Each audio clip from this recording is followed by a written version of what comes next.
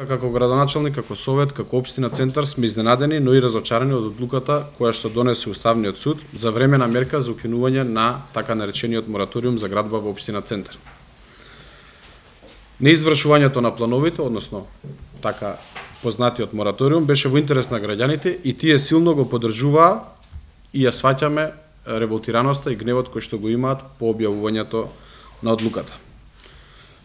Реакциите на граѓаните одлуката не престануваат, доаѓаат и до нас, а гледаме дека се реагира и во социјалните медиуми, медиумите кои што се електронски или пишани. Јас сакам само да кажам дека скоро година и половина, ние интензивно работевме на измените на деталните планови и сакавме да го постигнеме тоа што беше дискусија на вчера на Уставен суд, дека лош план може да се замени со нов, а мораториумот беше целта со кој што ќе спречиме лошо спроведување, односно спроведување на лошите планови. И веќе почнавме да постигнуваме резултати.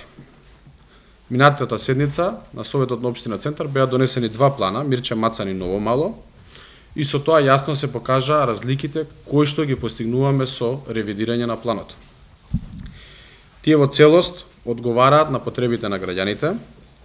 Од државното земјиште, кој што сега е во владење на општина Центар, избришавме објекти, згради и хотели со огромни габарити, а на нивно место уцртавме паркови и зеленило.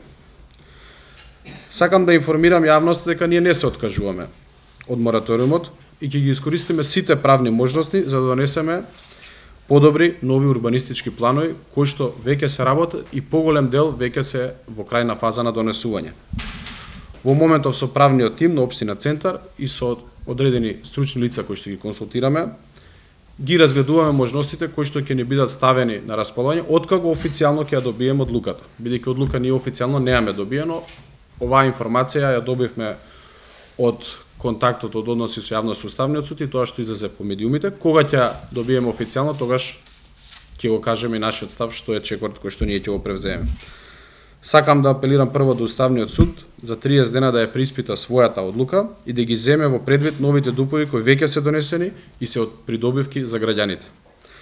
Второ, апелирам до коморите да ја повлечат иницијативата која имаат поднесено од Уставен суд и да дозволат да спроведеме низа измени кои ќе бидат во корист на сите и на луѓето кои што се сопственици, градежните компании, но пред се на граѓаните кои што живеат во тој дел каде што се несува деталниот урбанистички план.